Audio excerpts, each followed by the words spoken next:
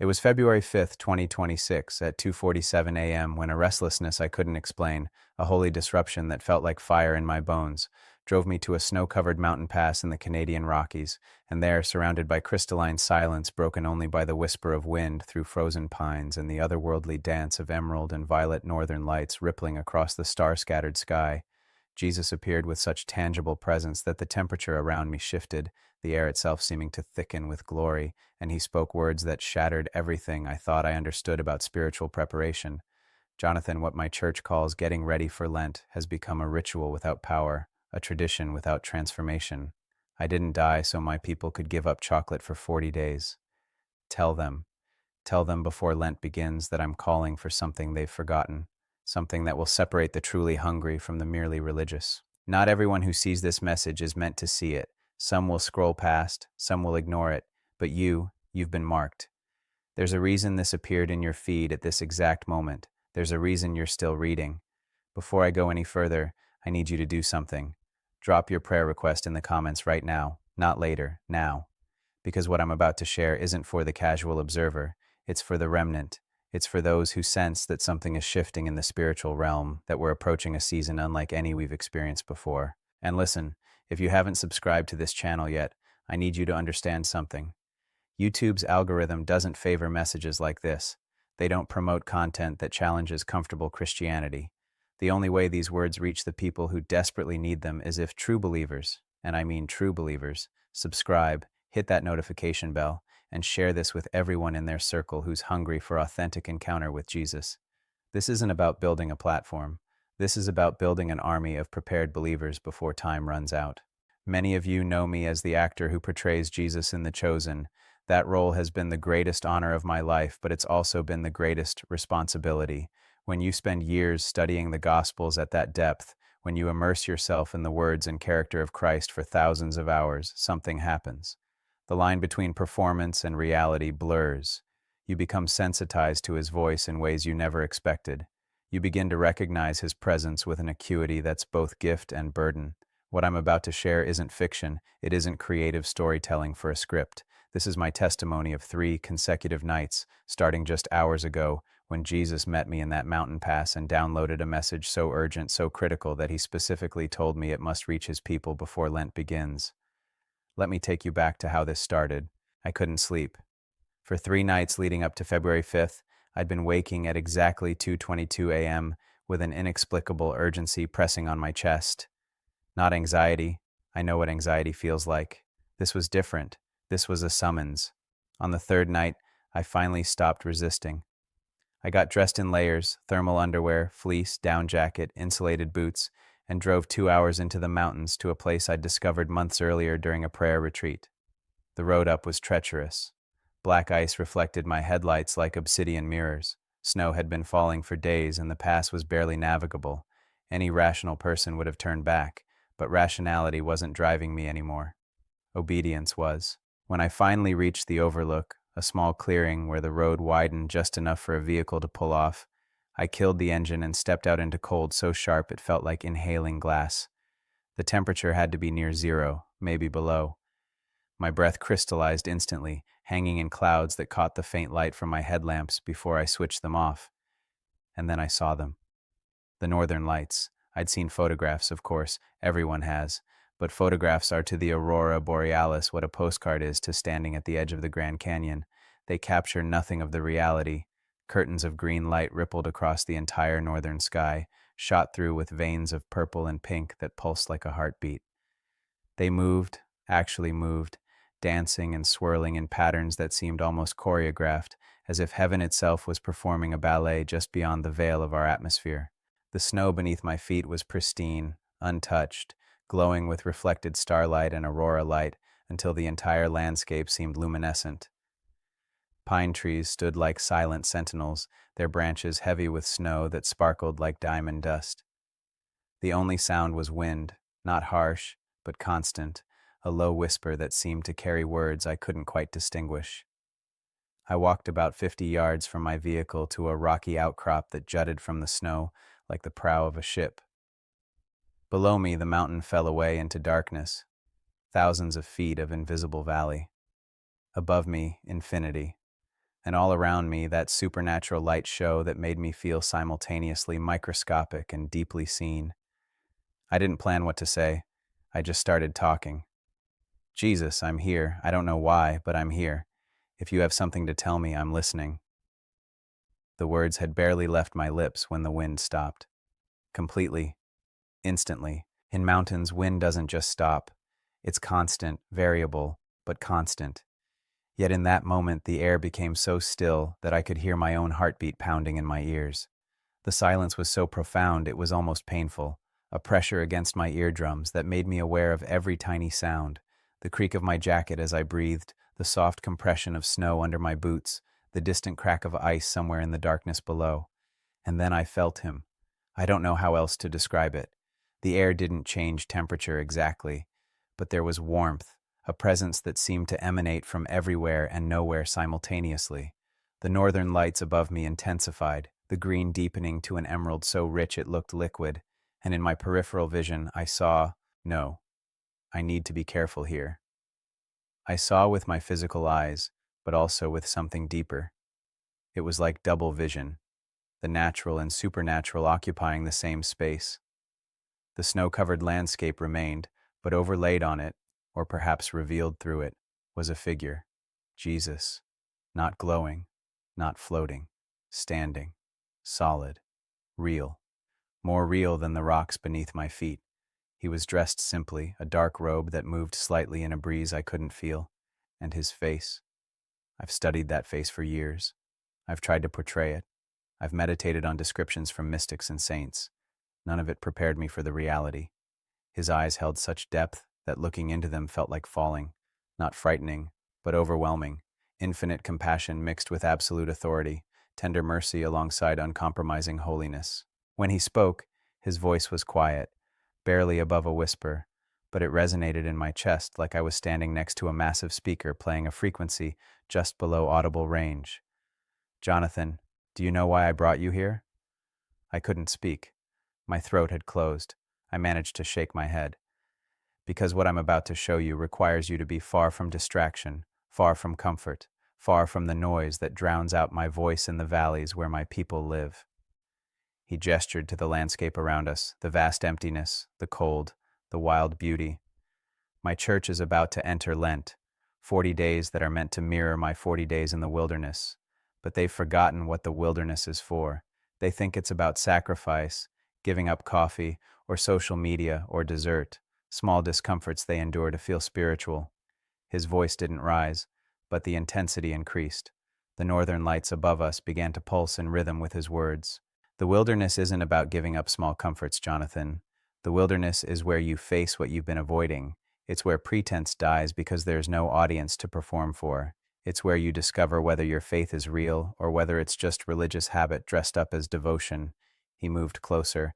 I could see the texture of his robe now, the way snow had begun to collect on his shoulders, melting where it touched him, as if he radiated heat my physical senses couldn't detect. I'm calling my people to a Lenten season unlike any they've experienced, not because I've changed the requirements, but because the hour is late and the harvest is ready, and my church is still playing at religion instead of walking in power.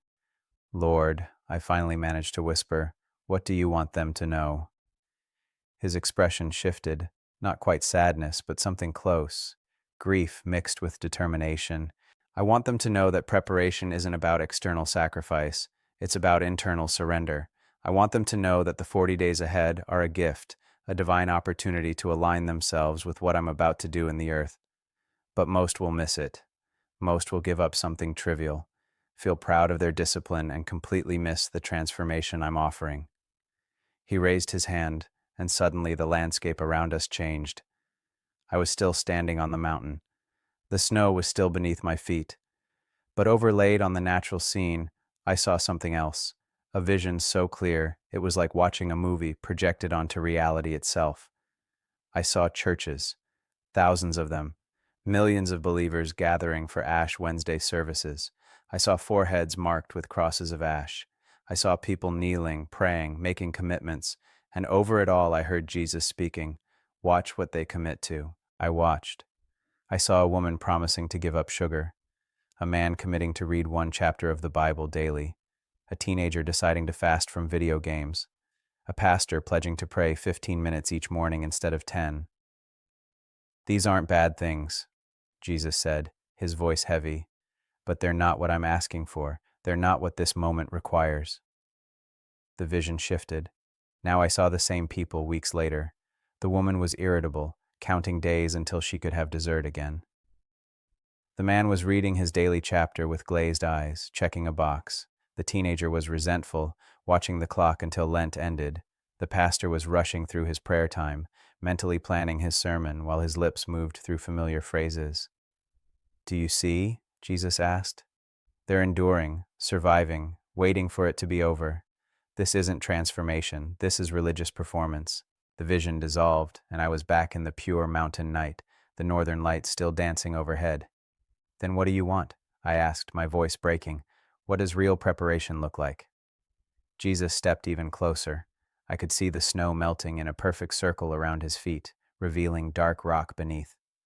"I want them to use these 40 days to face the thing they've been running from.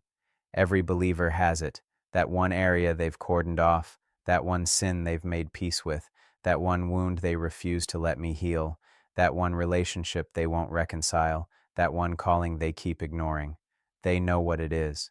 They feel the conviction every time they pray, and they change the subject. They sense my spirit highlighting it, and they distract themselves with busyness and noise." His eyes locked onto mine with such intensity I felt it physically. "The Lent I'm calling them to is 40 days of facing that thing. Not running, not numbing, not explaining it away or spiritualizing their avoidance. 40 days of letting me into the room they've kept locked. 40 days of honest, gut-wrenching, pride-destroying surrender." I felt tears freezing on my cheeks. "Lord, that's terrifying." "Yes," he said simply. "It is. The wilderness is always terrifying. That's why most people avoid it. That's why they substitute small, manageable sacrifices instead of the total surrender I'm asking for. But Jonathan," his voice intensified and the northern lights above us suddenly flared so bright the entire landscape was illuminated like daylight for 3 full seconds. "The ones who say yes to this, the ones who use these 40 days for deep surgery instead of surface religion, they're going to emerge transformed. They're going to walk in power and authority that will astound them. They're going to be the ones I can use for what's coming." "What's coming?" I whispered. He smiled, not a comforting smile, but one filled with anticipation and warning mixed together. "That's what I'll show you tomorrow night, same time, same place, if you're willing to come back." And then he was gone. Not gradually, not fading, just absent. The presence lifted like a weight being removed from my chest. The wind resumed instantly, and I gasped, realizing I'd been holding my breath. The northern lights continued their dance, but they seemed dimmer now, ordinary, if such a thing can ever be ordinary. I stood there for another 20 minutes, shaking. Not from cold, though I was freezing, from the weight of what I'd just experienced, from the responsibility of carrying this message. When I finally made it back to my vehicle, my hands were trembling so badly I could barely grip the steering wheel. I sat there with the engine running, heat blasting, trying to process what had just happened. And I heard his voice one more time, not audible but clear in my spirit. "Tell them, Jonathan. Tell them before Lent begins. Not everyone will listen. Not everyone is meant to. But the ones who are marked for this season, they'll recognize my voice in your words. They'll know this message is for them." So here I am. It's now almost 6 a.m. I drove straight home and started recording this. My hands are still shaking. I haven't slept, but I can't wait. This message has to get out. If you're still reading this, you're marked. You know you are. You felt something shift in your spirit as you read about that locked room, that avoided area, that thing you keep running from. You know exactly what Jesus is talking about, don't you? The question is, what are you going to do about it? I'm going back to that mountain pass tomorrow night. Jesus said he has more to show me, something about what's coming, something about why this preparation is so urgent.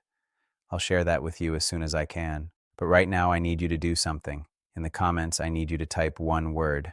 Ready. That's it. Just that one word.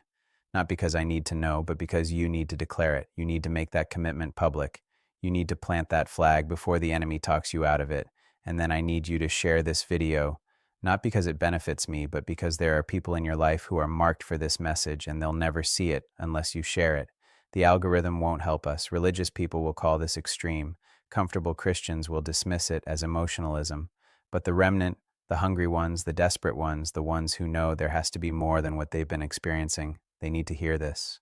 Tomorrow night, I'll share what Jesus shows me about what's coming and why this preparation is so critical. But I'm telling you right now, this isn't going to be comfortable. This isn't going to be easy. This is going to challenge everything you thought you knew about Lent, about preparation, about what it means to follow Jesus. The northern lights are still dancing over that mountain pass, the wilderness is still waiting, and Jesus is still calling his people to something deeper, something real, something that will cost them everything and give them everything in return. Are you ready? Type it in the comments. Ready. It was February 6th, 2026, at 2:47 a.m., the exact same time as the night before, when I found myself driving back up that treacherous mountain pass, my headlights cutting through fresh snowfall that had begun around midnight and showed no signs of stopping.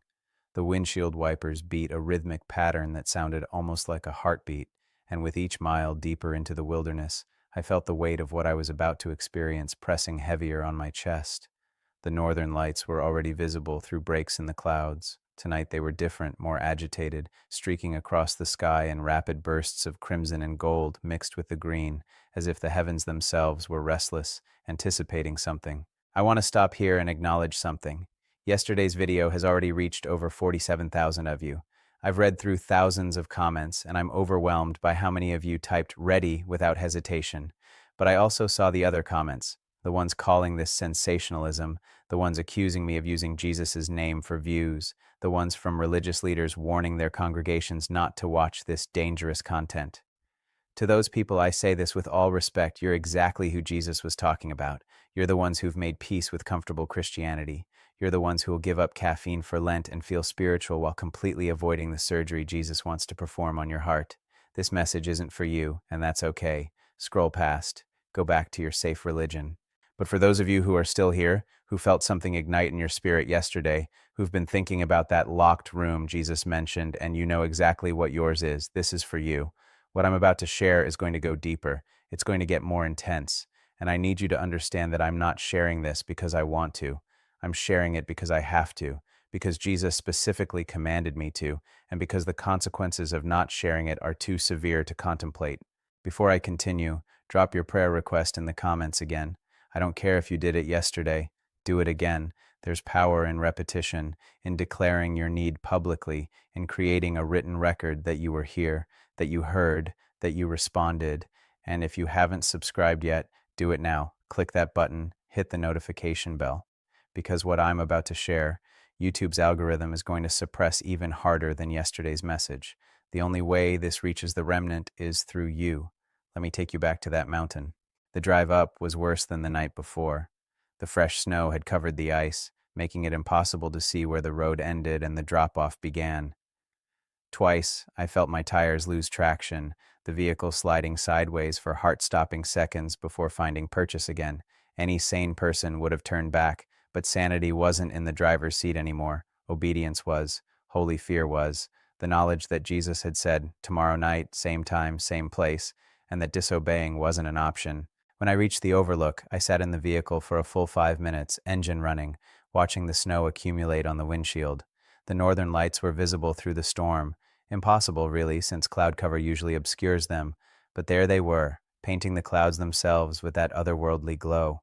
It was as if the barrier between heaven and earth had grown thinner, as if the supernatural was bleeding through into the natural world with increasing intensity. I finally killed the engine and stepped out into the storm. The cold hit me like a physical blow, easily 10 degrees colder than the night before, with wind that cut through my layers like they were tissue paper. The snow was falling so thick I could barely see 20 feet in any direction. The world had been reduced to a small circle of white chaos, and beyond that circle, darkness and the strange, pulsing glow of the aurora. I made my way to the same rocky outcrop, but tonight the path was treacherous.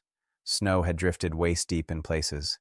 My boots punched through the crust with each step, and by the time I reached the rocks, I was breathing hard, my lungs burning from the cold air, my face numb despite the balaclava I'd worn. And then, just like the night before, the wind stopped. But this time, the snow kept falling. It was the strangest thing, snowflakes drifting down in perfect vertical lines, no wind to disturb their descent, each one visible in the aurora light like tiny stars falling from heaven. The silence was even more profound than before. that same pressure against the eardrum sensation, but amplified. I could hear my own blood moving through my veins, the creak of my joints as I shifted my weight, the soft whisper of snowflakes landing on my jacket. You came back. His voice came from behind me this time. I spun around, nearly losing my balance on the snow-covered rocks, and there he was, Jesus, standing in the falling snow, flakes passing through him. No, not through him, but around him, as if an invisible dome protected him from the storm while still allowing me to see him clearly through the curtain of white. Tonight, he looked different. Not in appearance. His face was the same, those infinite eyes, that expression of mingled compassion and authority, but in demeanor. Last night there had been grief in his expression. Tonight there was urgency, intensity, the way a surgeon might look before a critical operation, knowing that what comes next will be painful but necessary. Lord, I managed to say, my voice cracking from cold and emotion. I'm here. You said you'd show me more. You said you'd show me what's coming. He nodded slowly, and as he did, the northern lights above us intensified dramatically. The reds deepened to crimson, the golds brightened to amber, and they began to move in patterns that seemed almost violent, slashing across the sky like sword strokes, pulsing like a heartbeat, creating shapes that appeared and dissolved too quickly to fully comprehend. What I'm about to show you, Jesus said, his voice quiet but carrying absolute authority, will frighten you. It should frighten you. But I need you to watch. I need you to remember every detail. And I need you to tell my people exactly what you see, without softening it, without making it more palatable for comfortable ears. I will, I whispered. I promise. He raised his hand, and the landscape around us transformed. I was still standing on the mountain. I could still feel the cold, still see the falling snow. But overlaid on this reality was another one, a vision so vivid, so detailed, that it was like watching events unfold in real time. I saw the earth from above, as if I were looking down from the edge of space. I could see continents, oceans, the curve of the horizon, and I saw light, millions of points of light scattered across the darkness, concentrated in some areas, sparse in others.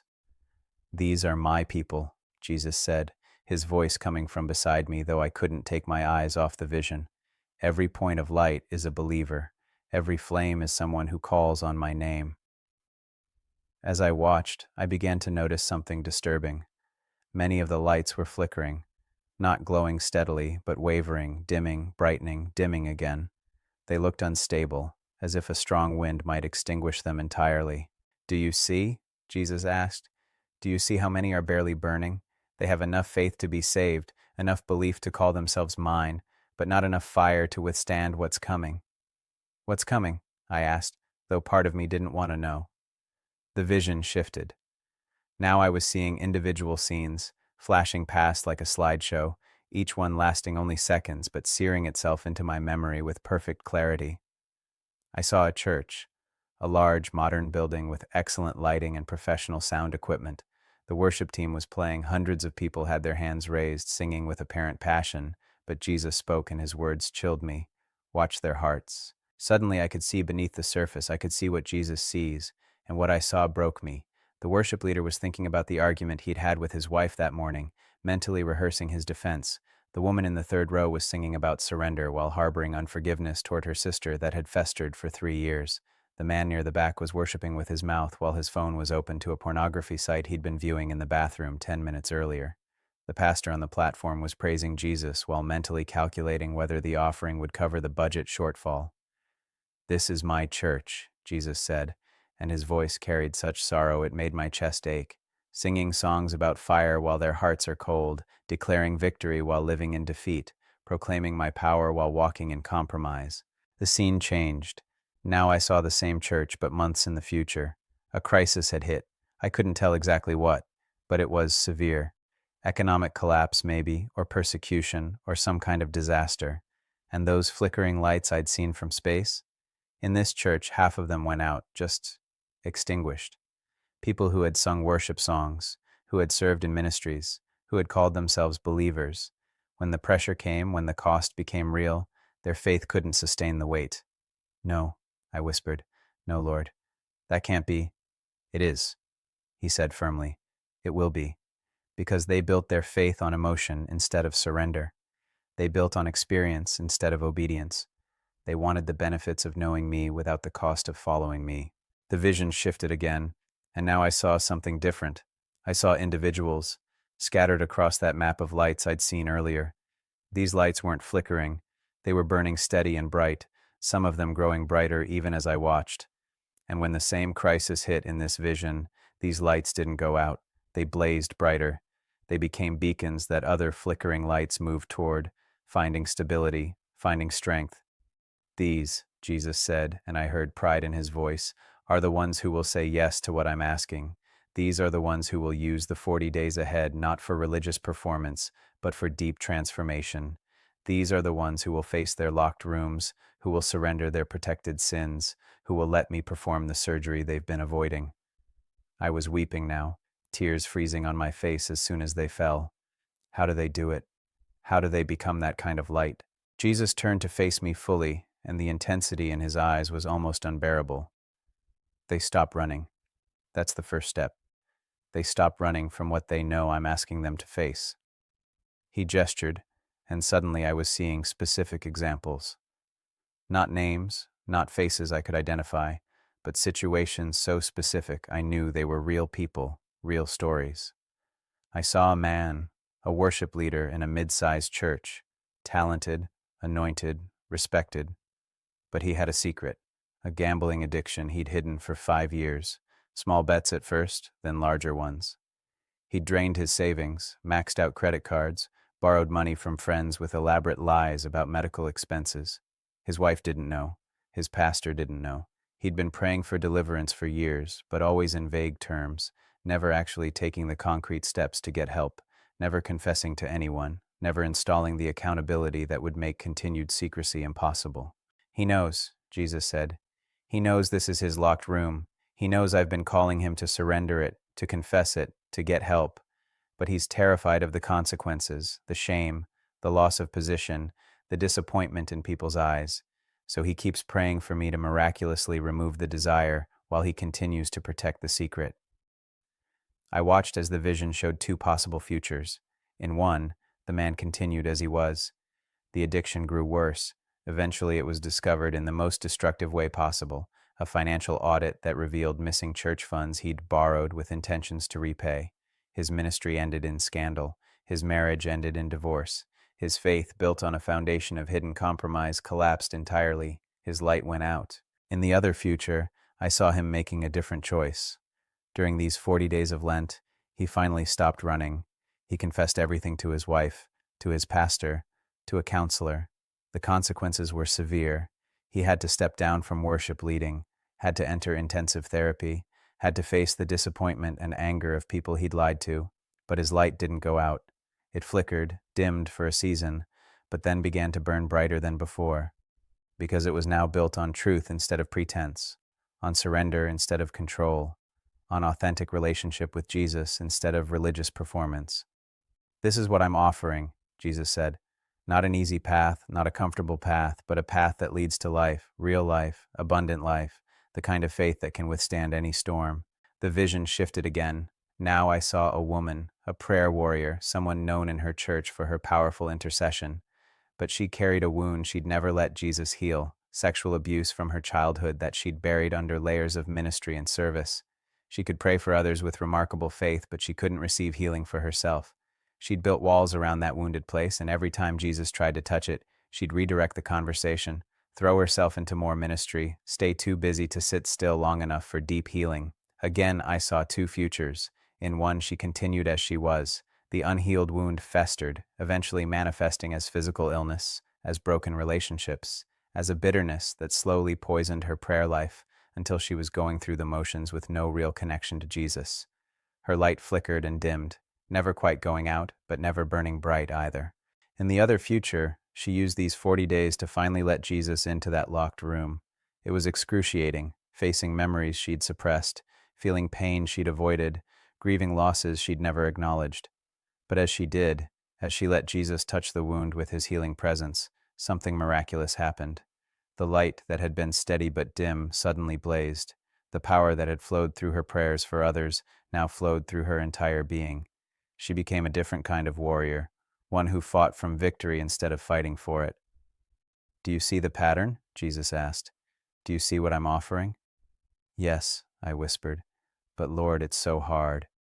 What you're asking is so hard. Yes, he agreed simply. It is. The wilderness is always hard. Surgery is always painful. Death to self is always costly. But Jonathan, he stepped closer, and I felt that warmth again, that presence that made the sub-zero temperature irrelevant. What's the alternative? Continue as they are? Keep that locked room sealed while their faith slowly suffocates? Maintain the pretense while their light flickers and dims? Arrive at the crisis unprepared and watch their faith collapse under pressure it was never built to withstand? I shook my head, unable to speak. I'm not asking them to be perfect, Jesus continued, his voice intense. I'm asking them to be honest. I'm not demanding they have it all together. I'm inviting them to stop pretending they do. The 40 days ahead are a gift, a concentrated season where I'm offering to do deep work, fast work, transformative work, but only for those who stop running, only for those who finally unlock that door and invite me into the room they've been protecting. The vision began to fade, and I was back on the mountain, snow still falling in those perfect vertical lines, northern lights still painting the sky with urgent colors. Tomorrow night, Jesus said, I'll show you the final piece. I'll show you what happens to those who refuse this invitation, and I'll show you the glory that awaits those who say yes. But tonight, I need you to do something. Anything, I said immediately. I need you to go first, he said.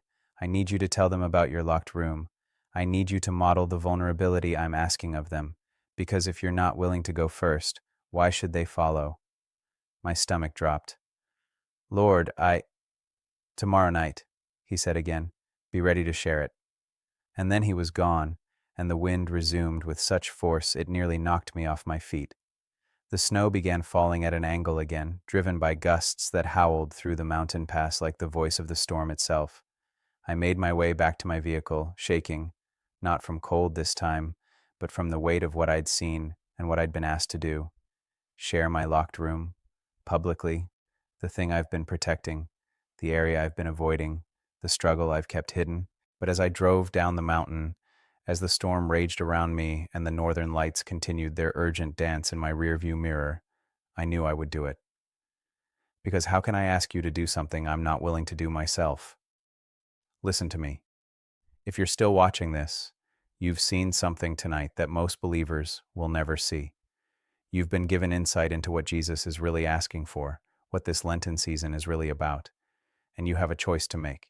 You can close this video and go back to planning your comfortable Lent, giving up social media or sugar or whatever small sacrifice makes you feel spiritual without actually costing you anything.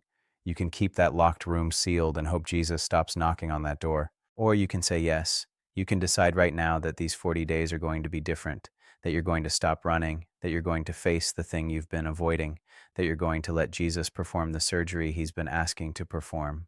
In the comments, I need you to do something different today. Don't just type ready. I need you to type unlocked. One word. You don't have to explain what your locked room is. Not yet, maybe not ever publicly, but you need to declare that you're willing to open that door. You need to make that commitment before the fear talks you out of it. And then share this video, please. There are people in your life who are marked for this message. There are flickering lights in your circle who desperately need to hear this before it's too late. The algorithm won't help us. Religious gatekeepers will try to suppress this. The only way this reaches the remnant is through you. Tonight really, since it's already past 7 a.m. and I haven't slept, I'll share the final piece of what Jesus showed me, and I'll share my locked room. I'll go first. I'll model the vulnerability I'm asking of you. But I need to know you're with me. I need to know this isn't just entertainment for you, that you're not just watching out of curiosity. I need to know you're serious about this. Type unlocked in the comments. Share this video and prepare yourself for tomorrow night, because what Jesus is going to show me about the consequences and the glory, it's going to change everything. The northern lights are still dancing over that mountain pass, the storm is still raging, and Jesus is still calling his people to something deeper, something real, something that will separate the truly hungry from the merely religious. Are you willing to unlock that door? It was February 7th, 2026 at 2:47 a.m., the third consecutive night at this exact time, when I made the drive up that mountain pass one final time, and I need to tell you something before I go any further. I almost didn't go. I sat in my driveway for 20 minutes with the engine running, hands gripping the steering wheel, having a full-blown argument with God about what he'd asked me to do. Share my locked room, publicly, to potentially millions of people? Every fiber of my being screamed against it. Every self-protective instinct I have begged me to find a way out, to negotiate, to offer something else instead. But I kept hearing his words from the night before. I need you to go first. I need you to model the vulnerability I'm asking of them. So I went. The storm from the previous night had passed, leaving behind a landscape transformed. The fresh snow was at least 3 feet deep in places, pristine and untouched, reflecting starlight with such intensity that I barely needed my headlights. The sky was crystal clear, not a single cloud, and the temperature had dropped even further. My vehicle's thermometer read -15 degrees Fahrenheit, -15, the kind of cold that makes your nose hairs freeze when you breathe, that makes exposed skin go numb in seconds, that turns breath into ice crystals that tinkle when they fall. But the northern lights, God in heaven, the northern lights tonight were beyond anything I'd seen before. They filled the entire sky, not just the northern horizon, but overhead, stretching from east to west in rivers of color so vivid they seemed solid enough to touch. Deep purples mixed with electric greens, shot through with veins of white and gold that pulsed and swirled in patterns that seemed almost intentional, almost choreographed. It was as if heaven itself had torn open and was putting on a display of glory that defied description. Before I continue, I need to address something. Yesterday's video reached over 120,000 people. I've read through as many comments as I could, and I'm overwhelmed by how many of you typed unlocked. Thousands of you. Thousands of believers making a commitment to stop running, to face what you've been avoiding. But I also saw the attacks, the comments calling me a false prophet, the religious leaders making videos exposing me, the accusations that I'm leading people astray, that I'm being dramatic, that I'm using Jesus' name to build a platform. To those people I say this: you're proving Jesus' point. You're so comfortable in your religious systems, so invested in your controllable Christianity, that when someone comes along calling for radical surrender, for deep transformation, for anything that might disturb your comfortable faith, you attack it. You're the Pharisees of our generation, and you don't even realize it. But for those of you who are still here, who've been on this journey for 3 nights now, who feel something awakening in your spirit, this is the night everything comes together. This is the night Jesus showed me both the consequences and the glory. And this is the night I keep my promise to go first, to share my locked room, to model the vulnerability I'm asking of you. Drop your prayer request in the comments. Do it now. And if you haven't subscribed, if you haven't hit that notification bell, do it immediately. Because what I'm about to share, the enemy doesn't want released. YouTube's algorithm is already suppressing these videos. The only way this reaches the people who need it is through you sharing it, through you becoming a distributor of this message to the remnant. Let me take you back to that mountain one final time. The drive up was easier than the previous nights. The snowplows had been through, and the fresh snow provided better traction than the ice beneath. But my hands were shaking on the steering wheel, and it had nothing to do with the cold. It was fear, pure, undiluted fear about what I was going to have to share, about the vulnerability Jesus was asking me to step into. When I reached the overlook, I sat in the vehicle with the engine running for a long time, just staring at the northern lights through the windshield. They were so bright tonight that they cast actual shadows. My vehicle's shadow stretched across the snow, tinged with green and purple. The entire landscape was bathed in that otherworldly glow, and it was simultaneously the most beautiful and most terrifying thing I'd ever seen. I finally forced myself to get out. The cold hit me like a wall, so intense it took my breath away. I'd worn every layer I owned: thermal underwear, fleece, down jacket, insulated overalls, a parka rated for Arctic conditions, a balaclava, goggles, insulated gloves. And still, within seconds, I could feel the cold finding its way through, searching for any gap in my defenses. I made my way to the rocky outcrop, my boots crunching through the snow crust with sounds that echoed in the crystalline silence. The world felt suspended, held in a moment between breaths, as if all of creation was waiting for something. And then, before the wind even stopped, before any of the signs from the previous nights, I heard his voice, Jonathan, just my name, but spoken with such weight, such authority, such love mixed with absolute holiness, that I fell to my knees in the snow, not because I decided to kneel, but because my legs simply gave out under the weight of his presence. He was standing directly in front of me, perhaps 10 feet away, and tonight he looked different again. Not in form, Still that same face, those same eyes, but in intensity. He seemed more solid, more present, more real than the rocks and snow around him. The northern lights above him formed a crown of living color, and I realized with a shock that they were responding to him, that they were dancing in rhythm with his presence. "Are you ready?" he asked, and his voice was gentle but firm, the way a surgeon might speak before a necessary operation. "I don't know," I whispered honestly. "I'm terrified, Lord."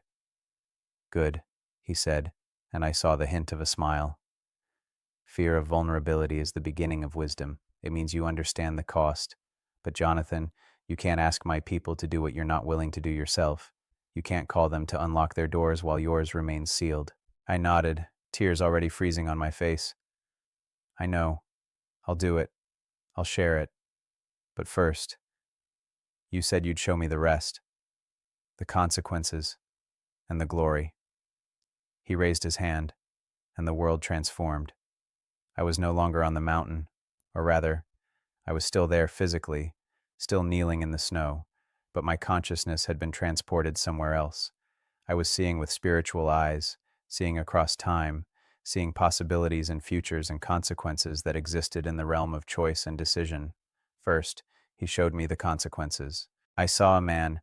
I couldn't see his face clearly, but I knew he was a believer, a pastor of a mid-sized church. He'd heard this message, he'd watched all 3 videos, he'd felt the conviction, recognized his locked room immediately. For him, it was pride, a deep-seated need to be seen as having it all together, to be the one with answers, to maintain an image of spiritual maturity that had become more important than actual intimacy with Jesus. He knew it. He felt the Holy Spirit highlighting it. He even typed "unlocked" in the comments. But when Lent began, when the 40 days started, he chose the easier path. He gave up desserts. He added 15 minutes to his prayer time. He read through the book of James, all good things, all respectable things, but none of them addressed the locked room.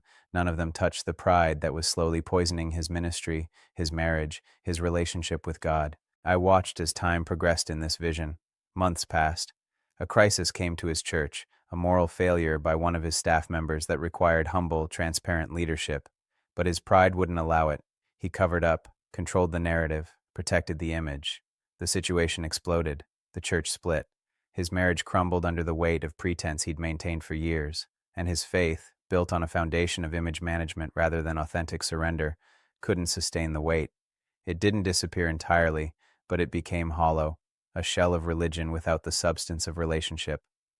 "This is what happens," Jesus said, his voice heavy with sorrow. "When my people choose comfortable religion over costly transformation, the locked room doesn't stay locked forever. Eventually the pressure builds until the door explodes outward, and the destruction is catastrophic." The vision shifted. Now I saw a woman, again, face unclear, but I knew her story. She'd also heard the message, felt the conviction. Her locked room was unforgiveness toward her father, who'd abandoned the family when she was 12. She'd built her entire identity around that wound, had used it to justify relationship patterns, had nursed it and protected it for so long it had become part of who she was. She knew Jesus was asking her to forgive, to release it, to let him heal that place. She'd known for years. But when Lent came, she chose a different focus. She fasted from social media. She volunteered at a homeless shelter. She memorized Scripture.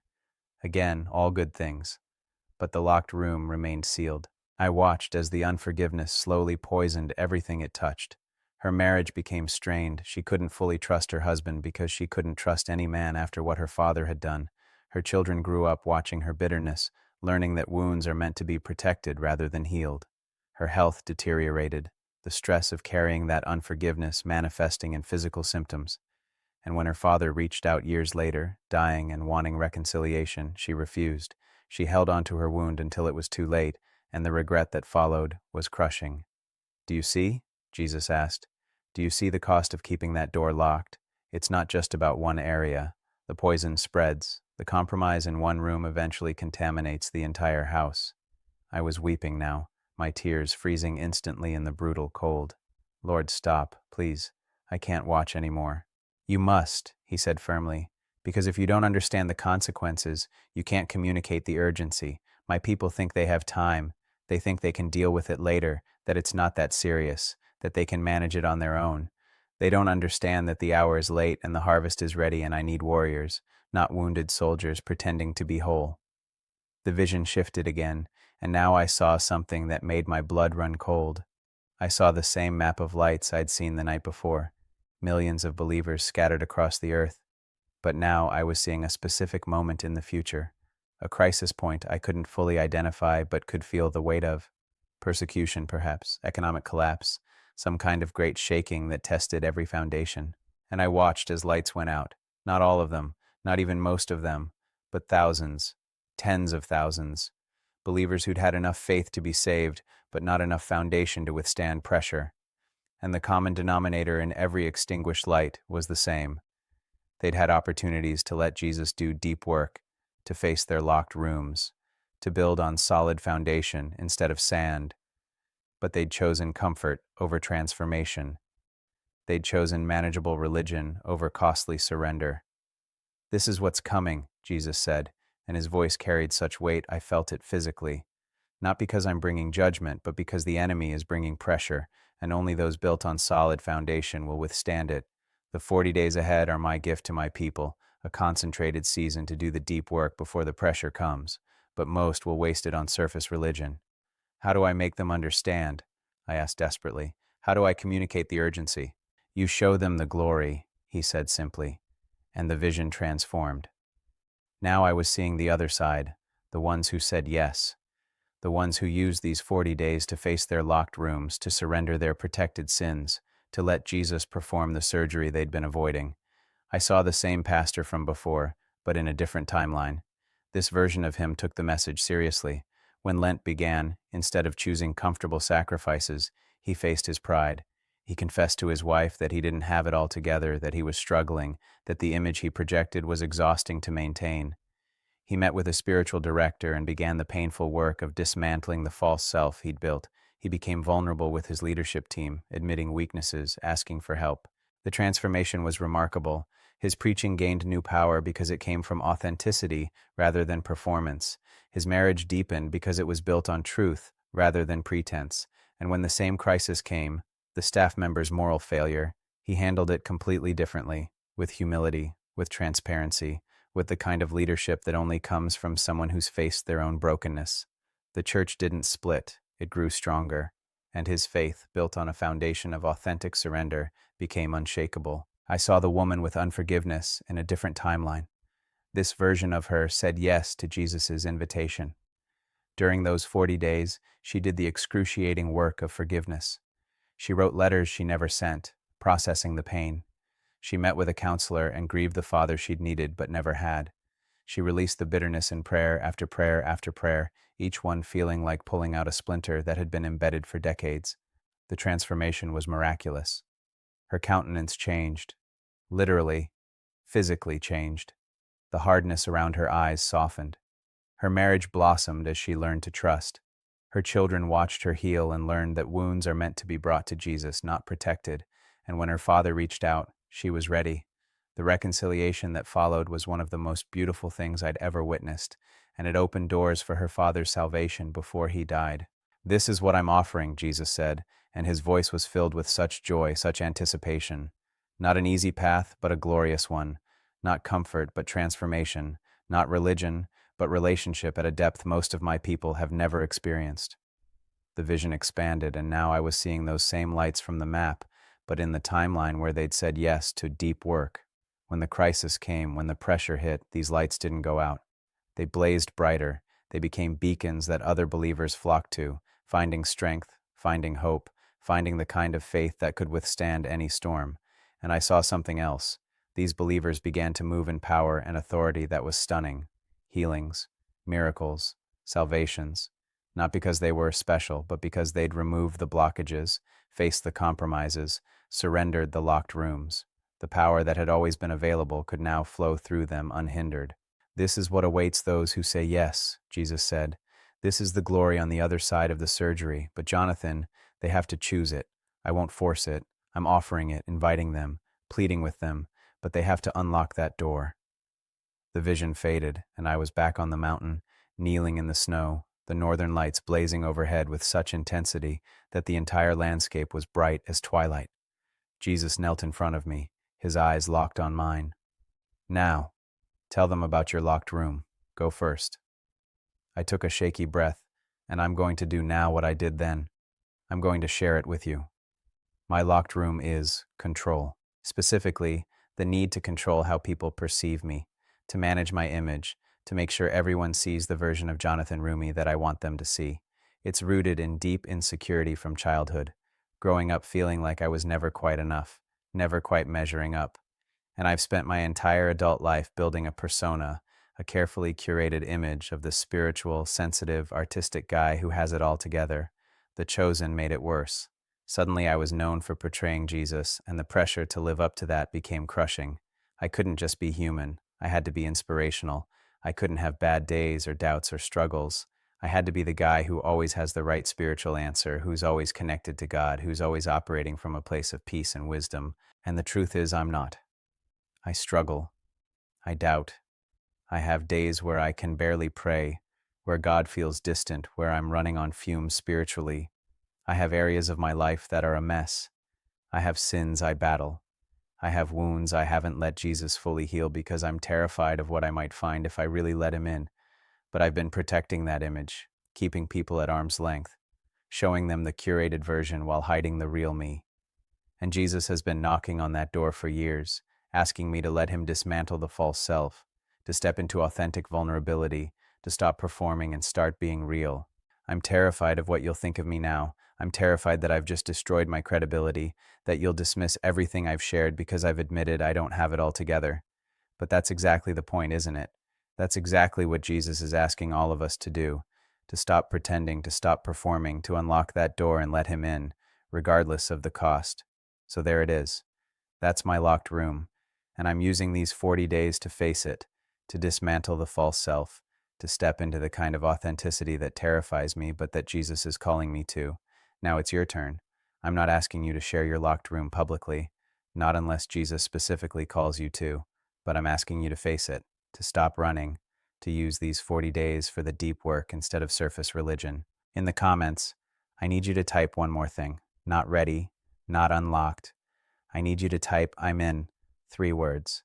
A declaration that you're committing to this, that you're going to face your locked room, that you're choosing transformation over comfort. And then I need you to share this video, please.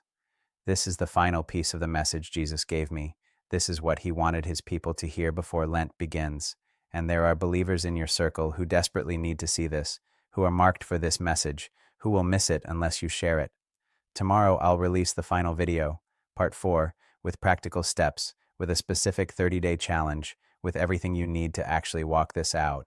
But tonight I need you to make the decision. I need you to commit. The northern lights are still blazing over that mountain pass. The wilderness is still calling, and Jesus is still offering transformation to anyone brave enough to unlock that door. Type I'm in the comments. Share this video and prepare yourself for tomorrow, because we're going to talk about exactly how to walk this out, step by step, day by day. The glory is real. The transformation is available, but you have to choose it. Are you in? It's February 8th, 2026, and I'm recording this at 9:40 a.m., not in the middle of the night, not on that mountain pass, but in my living room with morning light streaming through the windows. I went back to that overlook at dawn, just as the sun was rising over the peaks, painting the snow-covered landscape in shades of gold and pink that seemed almost as supernatural as the northern lights had been. I needed to see that place in daylight, needed to stand where Jesus had met me for 3 consecutive nights, and process everything that had happened, everything he'd shown me, everything he'd asked me to share with you. The drive up in daylight was completely different. What had seemed treacherous and dangerous in darkness was revealed as breathtakingly beautiful in the light of day. The mountain pass stretched before me like a corridor between earth and heaven, with peaks rising on either side, their snow-covered faces glittering in the early morning sun. The sky was that particular shade of blue you only see at high altitude, deep and clear and infinite. And when I reached the overlook and stepped out of my vehicle, the silence was profound but no longer ominous. It was peaceful, expectant, like the pause between movements in a symphony. I stood on that rocky outcrop where I'd knelt 3 nights in a row, where I'd encountered Jesus in ways that have forever marked me, and I wept. Not from fear this time, or from the weight of what I'd been shown, but from gratitude, because he trusted me with this message, because he chose to reveal these things to me. because He's given all of us, you and me, this incredible gift of 40 days to do deep work before what's coming. Before I go any further, I need to acknowledge what's happened over the past 3 days. These videos have now reached over 400,000 people. I've read thousands upon thousands of comments. I've seen ready and unlocked and I'm in typed by believers from every continent, every denomination, every background. I've read your prayer requests, the raw, honest, desperate cries for help, for breakthrough, for transformation. And I've been overwhelmed by the hunger I see in the remnant, in those of you who know there has to be more than what you've been experiencing. But I've also seen the attacks intensify. Major Christian influencers making videos calling me a false prophet, pastors warning their congregations not to watch this content, accusations that I'm being manipulated by demonic forces, that I'm leading people into emotionalism, that I'm causing division in the body of Christ. One prominent minister said yesterday that I'm dangerous and that these messages are exactly the kind of deception the enemy uses in the last days. To those people, I say this one final time. You're proving Jesus' point more powerfully than I ever could. You're demonstrating exactly what He showed me, that the religious establishment will always resist calls to deep transformation because it threatens their systems, their control, their comfortable Christianity. You're the ones who would have called John the Baptist crazy for eating locusts in the wilderness. You're the ones who would have accused Jesus of being demon-possessed because He challenged religious tradition. History will judge which side you were on. But for those of you who are still here, who've journeyed through all 4 parts of this message, who feel something awakening in your spirit that you can't deny, this final part is for you. This is where we get practical. This is where I give you the specific steps, the daily challenge, the roadmap for how to actually walk out what Jesus has been calling you to. If you haven't subscribed yet, do it now. Hit that notification bell, because what I'm about to share is the most practical, actionable content of this entire series. And you're going to want to be able to come back to it, to reference it, to share it with others who are on this journey with you. Drop your prayer request in the comments one final time.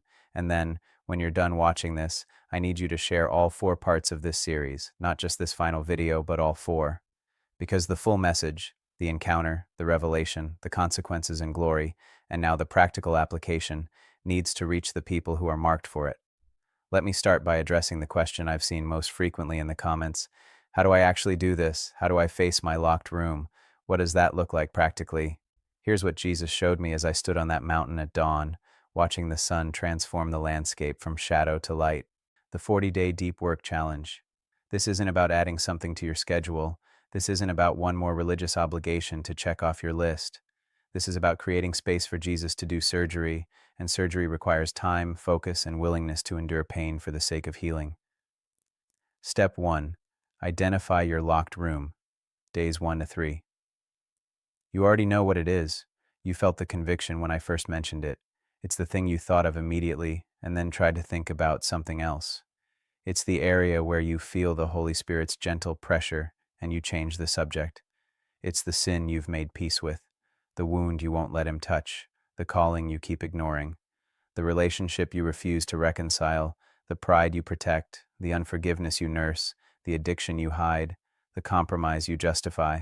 For the first 3 days of Lent, I want you to do something that will feel uncomfortable. I want you to sit in silence for 30 minutes each day. No music, no podcast, no Bible reading, just silence. And ask Jesus one question. What is my locked room? Don't rush past the answer when it comes. Don't spiritualize it or minimize it. Write it down. Be specific. Not I struggle with pride, but I need to control how people perceive me, and I've built a false self to protect my image. Not I have unforgiveness, but I'm harboring bitterness toward my father for abandoning us, and I've used that wound to justify relationship patterns for 20 years. Specificity is crucial. You can't surrender what you won't name. Step 2. Confess it to someone, days 4-7. This is where most people will quit. This is where the cost becomes real, because as long as your locked room remains a secret between you and God, you can continue to manage it, control it, keep it at arm's length. But when you confess it to another human being, when you speak it out loud and let someone else see it, something breaks in the spiritual realm. James 5:16 says, "Confess your sins to one another and pray for one another that you may be healed." Not confess your sins to God alone, confess them to one another. There's power and vulnerability in bringing what's been hidden into the light.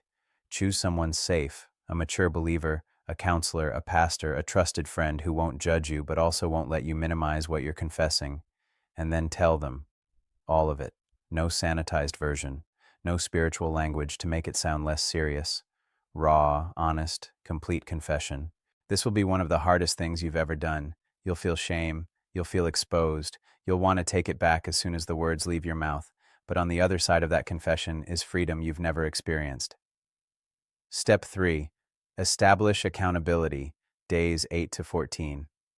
Confession without accountability is just emotional catharsis. It feels good in the moment but doesn't lead to lasting change. You need someone who will check in with you regularly, who will ask hard questions, who will call you out when you're slipping back into old patterns. This isn't about finding someone to control you or shame you. It's about inviting someone to walk with you through the transformation process. Give them permission to ask specific questions. If your locked room is pornography, they need to ask, "Have you looked at porn this week?" If it's control, they need to ask, "Have you been honest about your struggles or have you been managing your image?" If it's unforgiveness, they need to ask, "Have you been rehearsing the offense or releasing it in prayer?" Set up a weekly check-in, phone call, video chat, coffee meeting, whatever works, and be ruthlessly honest in those conversations. The moment you start hiding again, the moment you start managing the narrative, you've lost the battle. Step 4. Take concrete action. Days 15-30. Facing your locked room isn't just an internal emotional process. It requires concrete, practical steps that address the root issue. If your locked room is addiction, you need to get professional help. Not just prayer and professional help. Find a counselor who specializes in addiction. Join a recovery group. Install accountability software on your devices. Whatever it takes. If your locked room is unforgiveness, you need to do the work of forgiveness. Write letters. You don't have to send them. Processing the pain. Meet with a counselor to grieve what was lost. Pray prayers of release, even when you don't feel it. And if reconciliation is possible and safe, take steps toward it. If your locked room is pride or control, you need to practice vulnerability. Share your struggles with your small group. Ask for help instead of pretending you have it all together. Step down from positions where you're performing instead of being authentic. If your locked room is a calling you've been ignoring, you need to take the first step of obedience. Make the phone call. Send the email, have the conversation, register for the class. Whatever that first step is, do it during these 40 days. The specific actions will be different for everyone because everyone's locked room is different.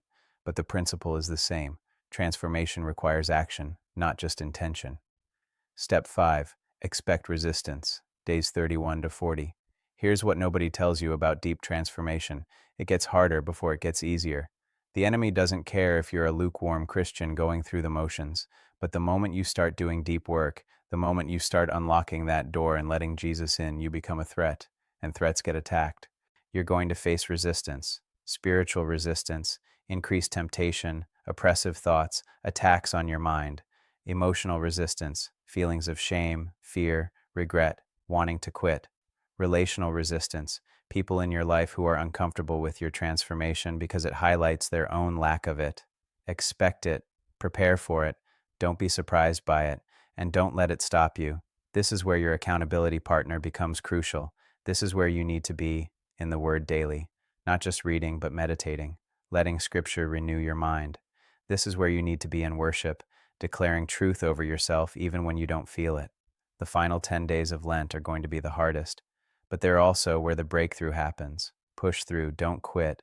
The glory on the other side is worth every moment of the struggle.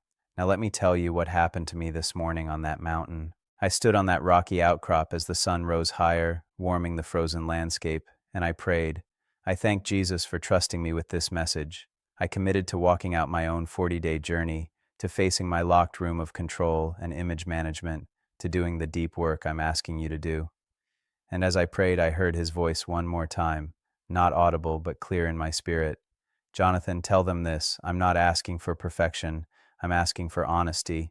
I'm not demanding they have it all together. I'm inviting them to stop pretending they do. The ones who say yes to this, who use these 40 days for deep work instead of surface religion, they're going to emerge as the warriors I need for what's coming. They're going to be the lights that don't go out when the pressure comes. They're going to move in power and authority that will astound them, but they have to choose it. They have to unlock that door." I looked out over the valley below, at the vast expanse of wilderness stretching to the horizon, and I understood something profound. The wilderness isn't punishment, it's preparation. It's where pretense dies and authenticity is born. It's where comfortable faith is tested and unshakable faith is forged. It's where Jesus meets us not as we pretend to be, but as we actually are. That mountain pass, covered in snow and bathed in the light of dawn, became a picture of what Jesus is offering all of us. The journey up is treacherous, the cold is brutal, the darkness is disorienting. But when you reach the summit, when you stand in that place of surrender and let Him meet you there, the view is breathtaking. The transformation is real. The glory is worth every step of the climb. Your deadline Lent begins on March 5th, 2026. That's 25 days from today. But I'm not asking you to wait until Ash Wednesday to start this journey. I'm asking you to start now, today, this moment. Because here's what Jesus showed me.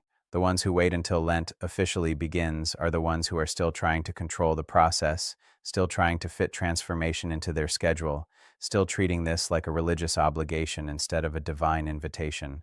The ones who start now, who begin the work immediately, who don't wait for the right time, they're the ones who are serious. They're the ones who understand the urgency. They're the ones who are going to experience the full measure of what Jesus is offering. So here's your deadline. You have until April 14th, 2026, the end of Lent, to complete this 40-day journey. But you need to start today, not tomorrow, not next week, today, your commitment.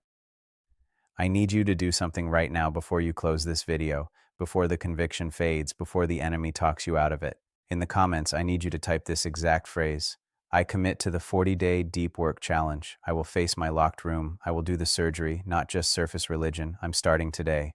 Type the whole thing. Don't abbreviate it. Don't just type committed or I'm in.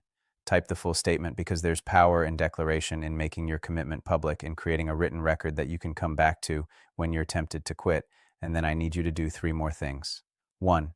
Share all 4 parts of this series. Post them on your social media. Send them to your small group. Email them to friends who need to hear this. The algorithm won't help us. Religious gatekeepers are actively trying to suppress this message. The only way it reaches the remnant is through you. 2. Subscribe to this channel and hit the notification bell. I'm going to be posting weekly check-ins throughout Lent, sharing my own journey through the 40 days, offering encouragement and practical guidance as we walk this out together. You're going to need that support. We all are. 3. Find your accountability partner this week. Don't wait. Don't put it off. Identify someone safe, reach out to them, and ask if they'll walk this journey with you.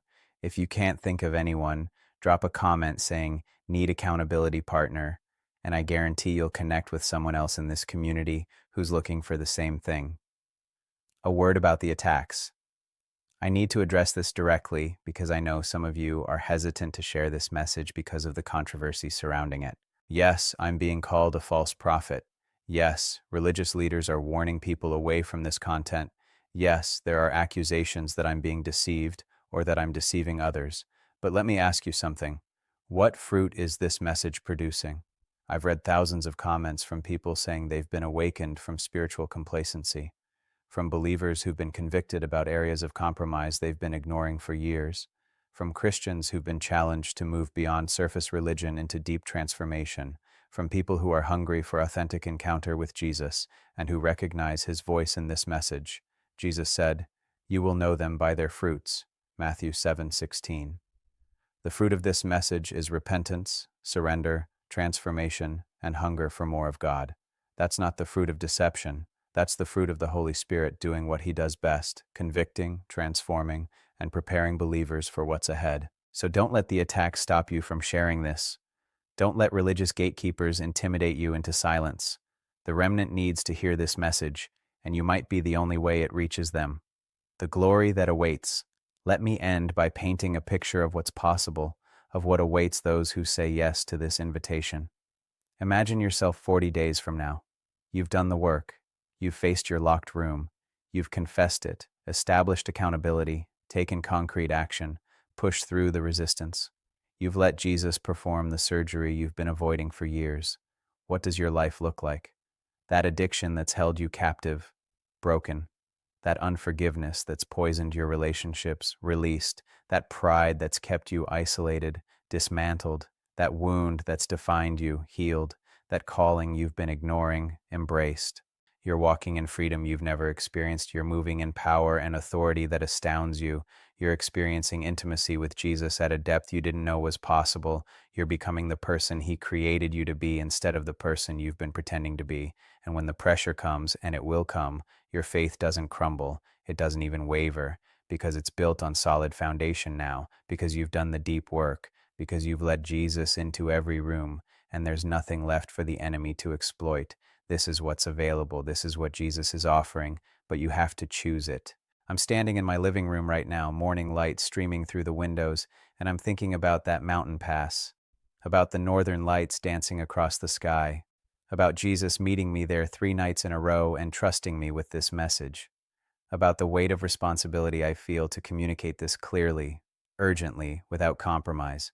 But mostly I'm thinking about you, about the person watching this right now who knows, you know, that this message is for you. You felt it in part 1 when I first mentioned the locked room. You felt it in part 2 when Jesus showed the consequences of keeping it sealed. You felt it in part 3 when I shared my own locked room and modeled the vulnerability I'm asking of you. And you're feeling it right now as I'm giving you the practical steps to actually walk this out. You're marked for this. You know you are. The question is, what are you going to do about it? Are you going to close this video and go back to comfortable Christianity? Are you going to give up something trivial for Lent and feel spiritual while completely avoiding the transformation Jesus is offering? Are you going to let fear of vulnerability, fear of change, fear of what you might find in that locked room keep you from the glory that awaits on the other side? Or are you going to say yes? Are you going to start today? Are you going to commit to the 40-day journey?